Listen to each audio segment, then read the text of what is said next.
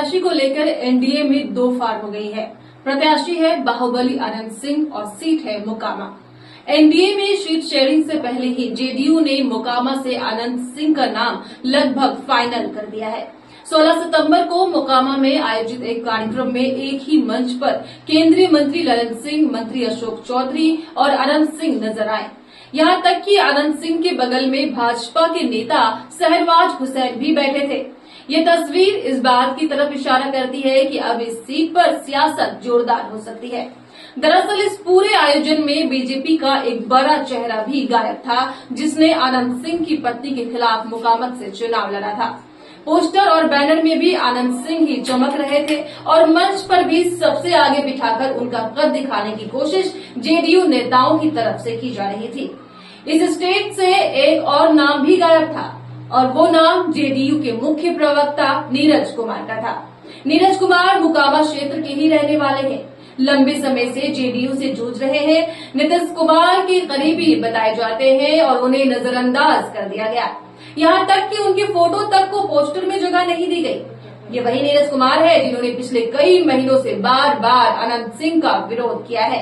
मंच से साफ कहा है कि मुख्यमंत्री नीतीश की राजनीति सुचिता के सामने आपराधिक छवि वाले नेताओं को टिकट नहीं देनी चाहिए।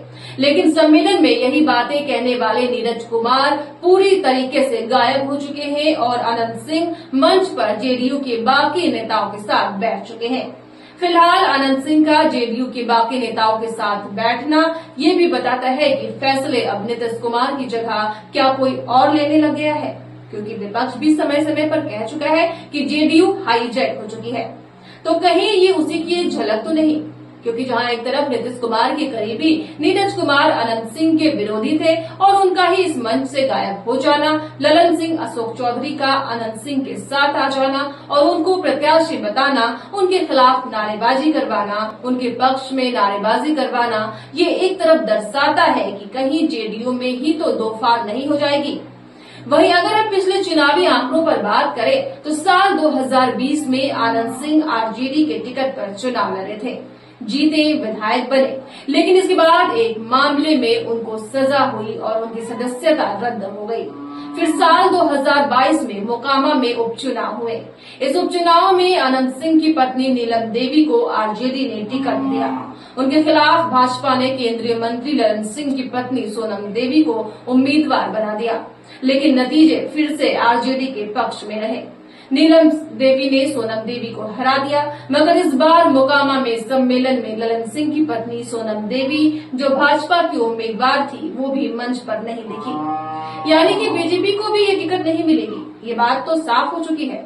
ये बात इस तरफ संकेत करती है कि एनडीए ने सीट पर बीजेपी की दावेदारी को दरकिनार कर दिया है और पूरा दाव जेडीयू आनंद सिंह पर लगाने जा रही है।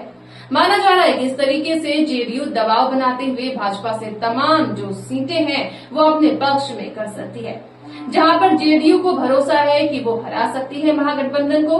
ऐसा करके जेडीयू न सिर्फ ज्यादा सीटें ले सकती है बल्कि भाजपा पर एक प्रेशर भी बना सकती है।